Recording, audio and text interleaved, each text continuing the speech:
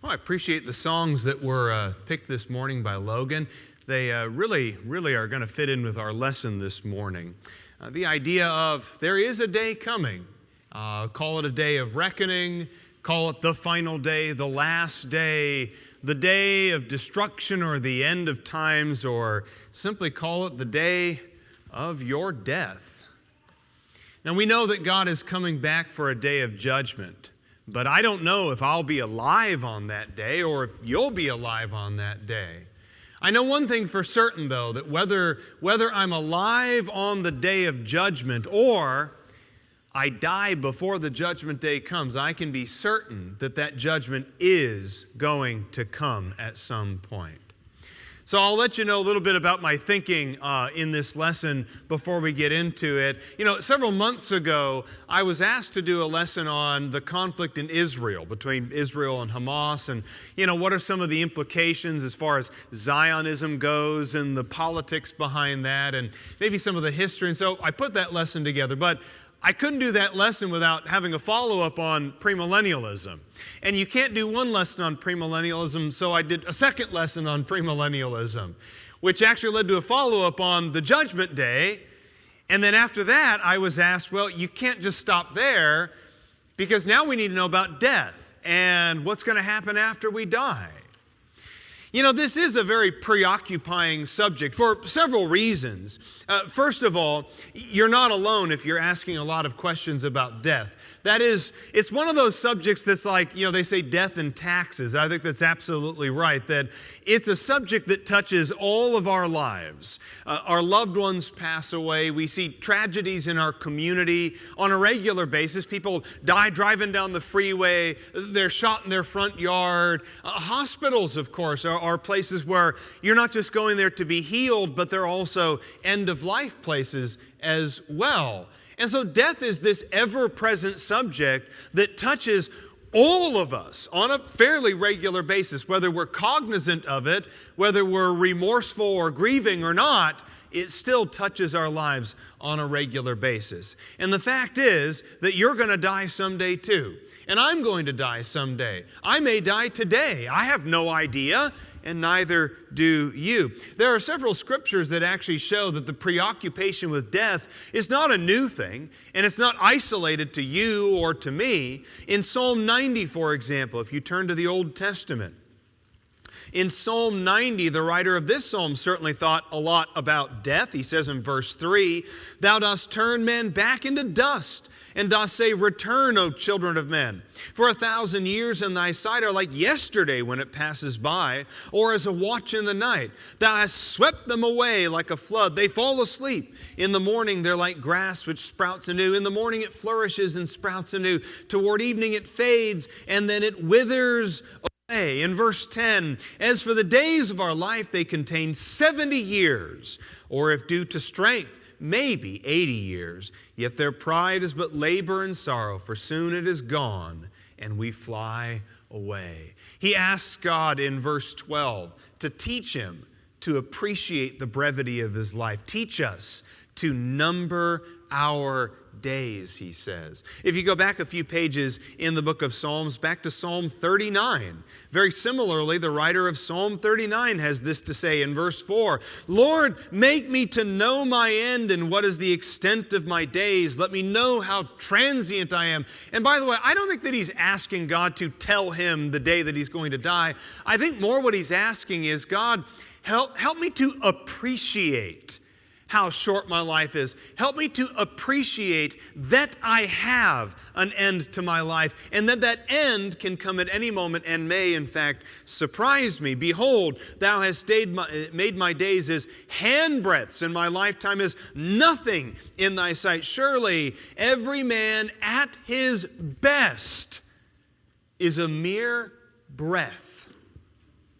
The book of Ecclesiastes has a lot to say about death as well, and that's not surprising. A man who's going to write a book about vanity of vanities, all of life is vanity. Surely at some point death is going to come up in that book. He even talks about in chapter 7 how the day of one's death is better than the day of one's birth. In Ecclesiastes chapter 3, there's a time to live, a time to be born, to be sure, but there's also a time to die. And he says everything is made for its appropriate time. Sometimes death is used as a vehicle for our hobby topics, whether it's something like premillennialism or heaven versus hell. Maybe you meet someone and their hobby topic is hell like instantaneous destruction, or is hell going to be God punishing us for eternity? And they spend their whole life studying that subject. I got on someone's email list, by the way. You ever get on people's email lists? Like, you're like, how in the world did I end up on this person's email list? And I get emails once a week from some guy who spends apparently 7 days a week doing nothing but studying the subject of hell. And he sends articles every single week. And I'm like, take me off your list. I'm not interested anymore. But people make death like their hobby topic. And it becomes a catch-all for just like something that they're always obsessed with. I think the Sadducees were that way. When you read in Matthew chapter 22, there's this silly hypothetical situation that the Sadducees come up with. Like, Jesus, let's say there was a guy and a girl and they get married and he dies. Now, she marries his brother and he dies. And she marries his brother and he dies. And she marries his brother and he dies. And she marries his brother and he dies. And she marries his brother and he died. You get what I mean. Did they really care that much about death, or was death just the vehicle for their hobby topic? Was death just the vehicle for their false doctrine? And I think we can do the same thing sometimes, where we just sort of like throw stuff onto death. It becomes this catch-all. Other times, death is a source of fascination or obsession, such as with the occult. And if you think that stuff isn't real, go on a vacation sometime to Savannah, Georgia, or New Orleans. And you'll see that the occult is very much alive and well. Even in this modern age of ours, there are still a lot of people that believe in occult practices, and death becomes this like obsession with them. And still others might be prone to overanalyzing the subject of death. But remember in 1 Corinthians chapter 15, when someone might say, hey, what kind of body are we going to have in the resurrection? What's Paul's answer to that question? Stop being foolish. That's just foolishness. Don't overanalyze the subject of death, I think is what Paul would say. Don't overanalyze the resurrection. Take it at face value and leave some of these questions unanswered.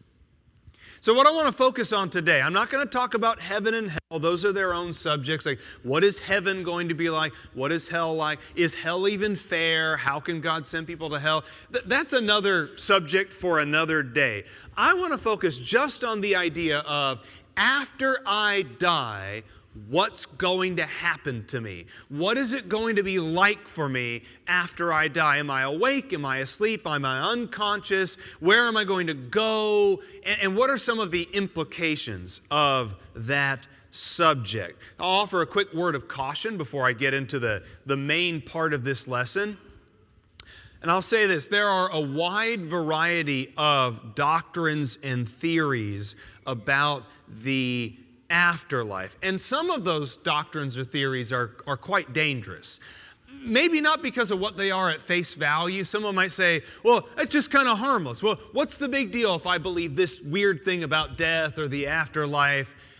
Maybe the thing itself is harmless at face value, but when you really push it and say, well, what are the implications of that? If this thing is true, if this kind of weird peripheral thing about death or the resurrection or the afterlife, if that's true, what does that say about God and His character? What does it say about the nature of God? What does it say about judgment? What does it say about the value of life? And so I'm always really cautious. When you talk about death and the afterlife and the resurrection, a lot of people kind of have this dismissive attitude of like, well, you know, we don't really know, so just believe whatever you want about it. Who really cares? You can believe this weird thing, I'll believe this weird thing. It doesn't really matter what we believe about death and the resurrection. I don't know, I'm really uncomfortable with that kind of dismissive approach to it, because when you just sort of take some of these theories and push them to their logical end, It's the implication behind a lot of these theories that's the really dangerous part. And so I encourage all of us to be really careful and really cautious and use wisdom on the subject of death, the resurrection, and the afterlife. Take a theory to its logical conclusions. Really push it and find out, if this thing is true, what does it really say about God? What does it really say about the Bible? What does it really say about priorities? Ask tough questions of any doctrine or theory. And most importantly, stay in the Scriptures. Start with what is obvious and wrestle with the other stuff as you go. And that's just a good Bible study tip in general, is when you're facing a tough subject in the Bible with a lot of weird questions attached to it, make a list of things that you go, well, I know this. Make a list that says, well, these are the things that I know this is true, and I know this is true, and I know this is true. And I've got obvious Scripture to back up these things. And I'm going to start with what is obvious. I'm going to start with what I can identify. And I'm going to work my way toward the harder, more confusing stuff by starting with the stuff that I know. And I think that's any subject that's tough, I think, is how you can approach the Bible. So I want to do that with you today. I want to start with what appear to be, and I will plant my flag on these things. I want to start with what are the biblical facts that are non-negotiable. Like these are the things when it comes to death, the resurrection, the afterlife, the judgment. These are the non-negotiable things that if you can establish your faith on these biblical facts, then I think a lot of the other confusing stuff sort of deals with itself. All the weird stuff, the periphery, can deal with itself. If you can handle these biblical facts, I think you're going to be okay on this difficult subject. Biblical fact number one, let's start with this. Death is an enemy. Death is an enemy. Death is an intrusion. Death, you talk about death is a companion. Death is a friend. Death is this really important moment. No, death is an enemy. And the Bible pretty consistently describes death as an interruption of God's will and desire for us. He did not create Adam and Eve to die. He implanted His very spirit, His life breath into Adam and Eve that they may be in the midst of the garden with Him and to have access to the tree of life. The ultimate promise that is offered to us in the last chapter of the book of Revelation is that we will return to a state, our heavenly state, and the tree of life will be offered to us again. That is God's desire for us, is that we live. God wants us to live. And so death is an interruption of that. Death is blatantly called in 1 Corinthians 15 an enemy. The last enemy that will be defeated by Jesus and is already in the process of being defeated by Him because of His resurrection after the crucifixion. The book of Revelation says that death and Hades will be thrown into the lake of fire. They'll be destroyed. Death itself will not be preserved. It is to be destroyed in the lake of fire. Death, another biblical fact, death is a result both directly and indirectly of our sin. Paul points that out in Romans chapter 5, verses 12 through 21, that because sin entered the world by Adam, and we all in his likeness have sinned, therefore we all in his likeness are going to die. Now, there's an indirect relationship as well, because you may say, well, what about children? What about babies? What about those kinds of tragedies? They have not sinned, so why should they die? Well, they're born into a world that has sin. They're born into a world where the effects of sin are felt. And so even those who are innocent are nevertheless subject to an environment that is impacted by the effects of sin. Another fact, I am going to die. You are going to die. It is what it is. Accept it. When we die, the flesh and the spirit are separated. Ecclesiastes chapter 12 verse 7 says that when we die, the soul returns to God and the body returns to the dust from whence it came. Your soul will be separated from your body when you die. I will only physically die one time. That's also a biblical fact. Hebrews chapter 9, verses 27 and 28 says, "For men it is that they die once, and after this comes judgment." You will die one time. Physically, you will die one time. And after that comes judgment. And what am I going to be judged on? On what basis will I be judged? 2 Corinthians chapter 5, verses 9 and 10 says that I will be judged based on the deeds that I have done in the body. But as well as the deeds, I'll also be judged on my faith that I have expressed. Why did they die in the wilderness during the 40 years that Israel wandering? Hebrews chapter 3 says they died because of their unbelief. Matthew chapter 10 verses 32 and 33 says, "If you do not confess my name before men, I will not confess your name before the Father." Romans chapter 10 verses 9 and 10, "With the heart man believes, resulting in righteousness, and with the mouth he confesses, resulting in salvation." And so I'll be judged because of what I've done and because of my faith. And on that basis, God will judge me.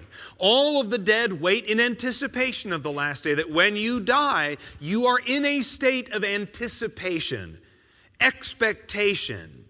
And it is a day of judgment. John chapter 5, 24 through 29, that on that day, the righteous and the unrighteous will all be raised up. Luke chapter 16, in the story of the rich man and Lazarus, Lazarus is presented as being comforted in this time of anticipation. Revelation 6 verse 11, the martyrs before the altar of God are saying, "How long, O Lord, until you avenge our blood?" And God comforts them and gives them a white robe and says, "Just a little while longer." They're being comforted there. Whereas in 2 Peter chapter 2 verse 9, the unrighteous are being kept under punishment until the day of judgment. I think, by the way, 2 Peter 2:9 is a very clarifying passage on a lot of this stuff. Well, what happens to people after they die? 2 Peter 2:9 clearly says, the unrighteous are kept under punishment until, when? Until the day of judgment. They're going somewhere. If you're an unrighteous person, you go somewhere. You're kept under punishment until the day of judgment comes. And a final biblical fact is there will be a general bodily resurrection of the dead. I mean, the whole chapter of 1 Corinthians 15 elucidates this subject, that every single one of us on the day of judgment will be raised up. It will be a bodily resurrection. You're not just going to be like a disembodied spirit, a ghostly figure like rising from the ground, some like green glowy figure or something like that. Now, we don't know what that body's going to look like exactly. We don't know exactly how that body will function in its new eternal and heavenly environment, but that it is a bodily resurrection of all people from all time.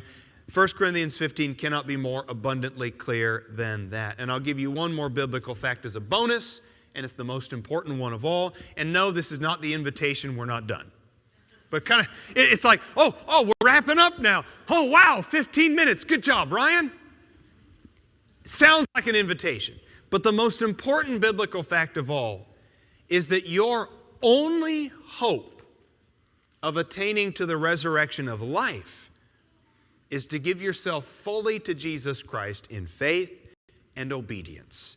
Jesus himself said, "I am the resurrection and the life," in John chapter 11. And if he is the resurrection and the life, then I'm not going to find that anywhere else. If I hope to be raised up anew and to live an eternal existence in God's presence, glorified in whatever that body is going to look like, my only hope is Jesus. And if I want to be raised as Jesus was raised, in the newness of life, well, Romans chapter 6, verses 4 and 5 says that I also have to endure the death and the burial that he endured. And that is in baptism. That as Jesus died, was buried, and raised in newness of life, baptism is the process by which I die, am buried, and raised up with him in newness of life. Now, these are the biblical facts. These are the things that I find to be non-negotiable. These are things that I certainly hope that we find a general consensus and agreement on. But you'll say, well, Ryan, there's a lot of other stuff that's not quite as obvious, right? Aren't there a lot of other things that Christians disagree on? Okay. There are some things that we're less certain about, but another word of caution. This lesson's full of words of caution, isn't it? That probably should have been the title. Death and other words of caution. I may change the title side. I kind of like that. Death and other words of caution. Yes, there are things that we are less certain about. Yes, there are things that the Bible says less about. Yes, there are things that maybe you could say are less obvious on the subject of death, the resurrection, and the afterlife. But my word of caution is this. That doesn't mean you're allowed to believe whatever you want on that subject. I think sometimes we kind of make the mistake of, well, there's very much about something, therefore I can kind of believe whatever I want then. I don't know.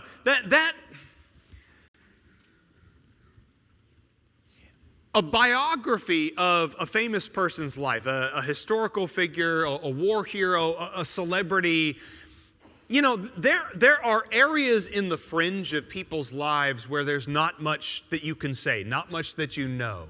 Right? You may read a biography of Abraham Lincoln, and this biography, for example, maybe it doesn't talk a whole lot about his romantic life with his wife, but you might go, well, there was not very much in his biography on Abraham Lincoln's romantic tendencies, therefore Abraham Lincoln must have been gay. Just because a book, including the Bible, doesn't say very much about something, doesn't mean you're allowed to go wild and believe whatever you want about something. In fact, I would say the fact that God says very little about certain subjects is his indication that he doesn't want us to say very much about something. That God wants us to use a lot of caution. The fact that God doesn't give us 20 Bible verses on some subject. The fact that God doesn't give us an entire book that elucidates a certain topic. The fact that God has very little to say about something maybe is an indication that we should also have very little to say on a subject. And so I guess it's often in the periphery on these kinds of subjects that the most wild and outlandish doctrines take hold. Where we take a single verse on something and then we blow it out of proportion, or we build this superstructure on like a single verse or a single word. And so I'm always just like really, really careful. If God doesn't have much to say about something, or if God leaves something kind of mysterious or gray, I probably also need to leave it mysterious and gray, because the things that are secret, and the secret things belong to the Lord. But the things revealed belong to us to explore them and to put them into practice. So I'm always really cautious about that. So with that word of caution, that other word of caution, I do want to talk about some of the things that are probably a little less certain. Some of the things that maybe we have a few more questions about, and that I think Christians may have some disagreement on, as long as we do that with love and keep the scriptures in the forefront. So what do we make of the rich man and Lazarus? That's the first one. Luke chapter 16. We're all familiar with the story. For the sake of time, we won't read it. I think you are, if you're here today, you probably know at least the basic idea behind Luke 16:19 through the end of the chapter. There's a rich man, and he lives gaily in splendor. Every day of his life is just fun. And there's a poor man, Lazarus, who lives outside of his home, a beggar on the street covered in boils and sores, and the dogs lick him. He has no relief for any of his physical discomforts. Both of them die. Lazarus is taken up by the angels to a place of comfort, whereas the rich man is sent to a place of torment. Is this story a factual story? And Jesus is drawing, as the judge of the living and the dead, is Jesus drawing from an eternal dwelling place, an actual couple of people, or is it a parable? And how literally do we take it? Well, kind of the first thing I notice is Jesus doesn't call it a parable.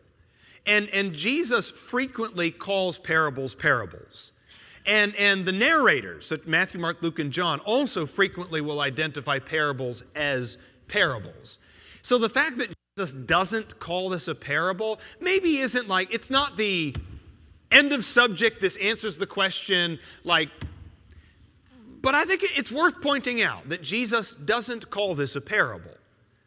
The fact that he uses a name, Lazarus, when in all of the other parables it's a rich man, it's a landowner, it's a vineyard keeper, it's a master, it's a servant, it's a farmer, right? I mean, in all of these other parables, they're pearl merchants, right? But in this parable alone, there's a name. And again, that doesn't like definitively answer it, but it's worth pointing out. I think the other side of this is, if this is not an actual story about two actual people, and it is just a parable, I still would ask, if Jesus is going to tell a parable like this, does it serve the purposes of God for Jesus to come up with a fictional or false environment in which to tell this story? Is Jesus going to tell you a story about a rich man and Lazarus who are both dead, and one is being punished and one is being comforted, but then he's going to say, but you have to understand, the afterlife is nothing like that.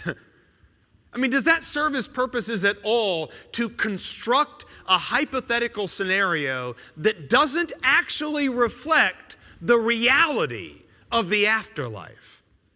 So I do take Luke 16 as normative of afterlife experience. I do think that there's facts to be had from Luke 16. Even if nothing is entirely clear from it, I highly doubt that Jesus would construct a false set of afterlife conditions and then base an entire story off of that. What about, do we go straight to heaven? Are we in some kind of a sleep state? That's another important question. Revelation 6 is an interesting passage, verses 9 through 11. I think it does clarify some of this. And again, with Revelation, you have to be careful. These are symbols and images that we're given to convey theological truths. Nevertheless, there are these martyrs that are below the altar of God, and they're saying, "How long, O Lord, until our blood is avenged?" And God comforts them and gives them white robes and tells them to rest for a little while longer until their brethren are also martyred along with them. And of course, again, there's a theological truth behind that we don't want to miss in dealing with the little details in periphery. But there's some facts to be had from that. And the fact is that these martyrs are dead. You don't get to be a martyr unless you're dead. It's kind of one of the entry requirements into the Hall of Martyrs. And so they're dead. They're physically dead. Are they conscious or unconscious? Well, they're conscious enough to ask God questions. They're conscious enough to be aware of the passing of time. How long, O Lord? The fact that they ask, "How long, O Lord?" means that they are aware of the passing of time. And they're told to rest for a little while longer, but their rest is not I'm going to give you a narcotic and knock you out. They're resting, but they are conscious and aware of the passing of time. And so I think take that at face value, take that for what you will, but I do think that it corroborates what Jesus is saying in the story of the rich man and Lazarus, that these are people who are aware of their surroundings, that they have a feeling of anticipation, that they know that something is going on, and that they are consciously aware of the passing of time. But, hey, doesn't Paul call it sleep in 1 Thessalonians 4? I mean, he uses this word sleep several times in 1 Thessalonians 4, that we don't want you to be unaware of those who have fallen asleep in the Lord. And so doesn't that kind of mean that when we die, that it is an unconscious death state? And I get that. I appreciate what Paul is saying there in 1 Thessalonians 4, verses 13 and 14. But I wonder, is this terminology meant to describe their spiritual state or their apparent physical state? From our perspective, when one of our loved ones dies, we look at a body that is now unanimated, a body that no longer speaks or thinks or moves or breathes or interacts. And just like Solomon points out in the book of Ecclesiastes, when you die, your activity in this world is over. Done. Ecclesiastes chapter 9. Your activity is done in this world. And so when Paul talks about those who have fallen asleep, I wonder if he's talking about, are they asleep in their spiritual state, or are they asleep in their physical state? That from our perspective as those who are still alive on planet Earth, those who have died do have the appearance of the inactive, unanimated, asleep. And so I think that's, again, something just worth pointing out. You know, we've already said in Ecclesiastes chapter 12 that the soul and the body are separated. So even if the body can be said to be asleep in some sense, does that necessarily mean that the soul is asleep, that the soul is inactive? Another question, what about purgatory? That's another one that comes up a lot. I've heard this thing about purgatory or Hades, and in high school we had to read Dante's Inferno, and there's all these different levels of hell and different kind of, there's a lot of questions about that. Now, as far as Hades is concerned, Hades is a word that is based on an Old Testament word, Sheol, which is a term that refers simply to the grave or the state of those who are dead. It's kind of like the place of the dead. And if you use a King James Bible, no offense to King James, great translation in a lot of ways, important translation historically, but the King James has, I think very wrongly, mistranslated. Anytime the word Sheol or Hades comes up, King James Version calls it hell. And that's not what's conveyed by that word. Hades or Sheol is not hell. It's the state of those who are dead. And it's interesting to point out in the book of Revelation, chapter 1, and later on in chapter 20, death and Hades are thrown in the lake of fire. Jesus says in Revelation 1, the keys of death and Hades are mine. And then in chapter 20, death and Hades are thrown in the lake of fire. If Hades is hell, then why is Jesus saying, I'm going to throw hell into hell? It seems like kind of a redundant thing to say. That at the end, we're going to throw death and hell into the lake of fire, which is hell. So hell is going to go into hell. No, no. Hades is not hell. It's just a word that describes that the dead are not here anymore. That wherever they are, punishment or paradise, wherever they are, the dead are not here any longer. And that's simply conveyed by that word. But what about purgatory? Like, what's the role of purgatory? Well, purgatory is a long tradition in Catholicism that is the idea that you can go to a kind of intermediate place between heaven and hell. And if you agree to go there for a certain amount of years, certain amount of time, you can be punished in purgatory, and they'll do what they're going to do and poke you with hot pokers or whatever it is that the demons do down there. And after a while, you can sort of earn your way out of condemnation by making atonement for yourself, by paying some kind of penitence in this purgatorial dwelling place. I guess the main biblical problem with that is then that means Isaiah 53 is wrong when it asserts that it was the Lamb who died for us, for our sins, that Jesus is not actually the means to salvation, that He's not actually our propitiation in 1 John chapter 2. Because if you can just go to purgatory and you can do something to earn your way out of hell for all eternity, then what was the point of Jesus dying on the cross? I mean, either Jesus is the only way, or there are, other secret ways that you just have to know the rules. So that's my big problem with purgatory. And then one last question. What is my resurrected body going to be like? We all want to know that. We want to know, like, okay, when I'm resurrected, what am I going to look like? Is it going to be like young, svelte Ryan? Or is it going to be old man Ryan? Or is it going to, like, what am I going to look like here? Because I would really, really like to be like 25-year-old Ryan. Like, that'd be great. If I could go to heaven and be 25-year-old Ryan, be really nice. Appreciate that, God. Am I going to be taller, shorter? Am I going to be glowing? Like, am I going to have like this like ethereal glow about me? What about am I going to have one of those halo things on there? white robes. Where do you sign up to get the harp? I really, really would like the banjo instead. And we want to know, like, what is that resurrected body going to look like? Now, we've already pointed it out, but I appreciate the mild sarcasm of the Apostle Paul in 1 Corinthians 15. He says in verse 35, "But someone might say, how are the dead raised, and with what kind of body do they come?" You know what his answer is? "You fool, that which you sow does not come to life unless it dies." You know what Paul's answer to all those questions is? That's just foolishness. Well, what am I going to look like?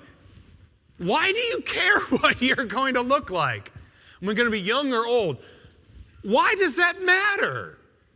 You fool. And I think he proceeds through the rest of the chapter to talk about how there are different kinds of bodies, and those bodies are suitable for what they're designed to do.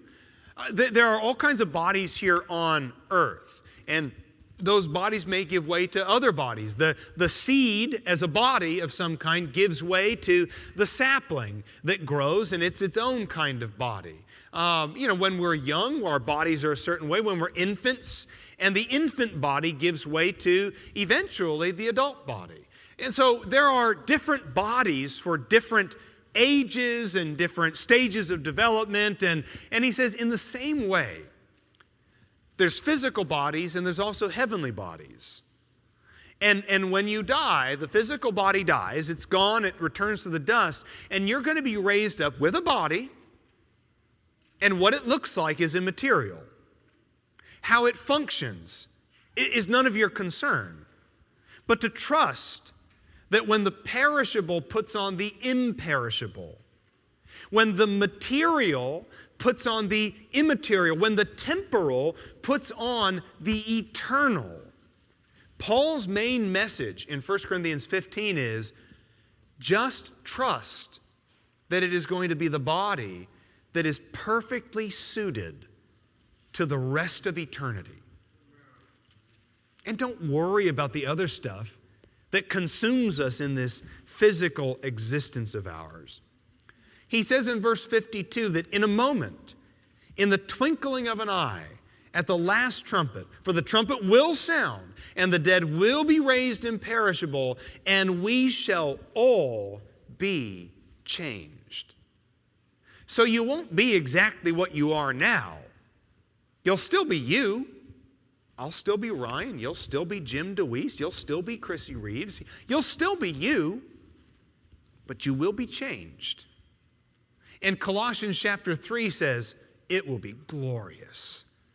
Because your life that is currently hidden is going to be revealed. When Christ is revealed in glory, you will be revealed also with Him in glory. Now, even with some of our curiosity left unsatisfied, we can be certain that there is a final outcome to this life. You will be raised from the dead to face eternity. And there's two different paths in that eternity, two different doors, you might say. And what will it be for you? Jesus very clearly says in John 5, there is a resurrection of life and a resurrection of judgment. And you're going to have to face that. You're going to have to face that. But we'll end on this optimistic note in 1 Thessalonians chapter 5. In 1 Thessalonians 5, verses 1 through 11, he talks about the kind of attitude that we should have, our boldness and our confidence that we're supposed to have, that we don't shirk back, that we are sober, he says, and prepared, because he says, you were not prepared for destruction. It was not God's destiny for you to be destroyed. Rather, it is God's destiny for you to live and to live in Him. Let's go and end with a quick word of prayer, and then we'll be dismissed to our Bible classes. God, I thank you so very much for this beautiful day and for the rain that we've received. God, we thank you for the glory of this creation. We know that this glory will be surpassed one day by another glory, an eternal and heavenly glory. We know that this perishable will put on imperishability. We know that this physical body will be transformed and changed and altered and glorified to be a heavenly body, that we may be with you, to be loved and to love you for all eternity, to share in that relationship that we were always meant to share in, to have your life breath flowing through us for all eternity. Help us to share that message with others, to provide hope and optimism in the message of the gospel to those who have not yet heard of your good name. And we do pray all of this in the name of your Son, Jesus Christ. Amen.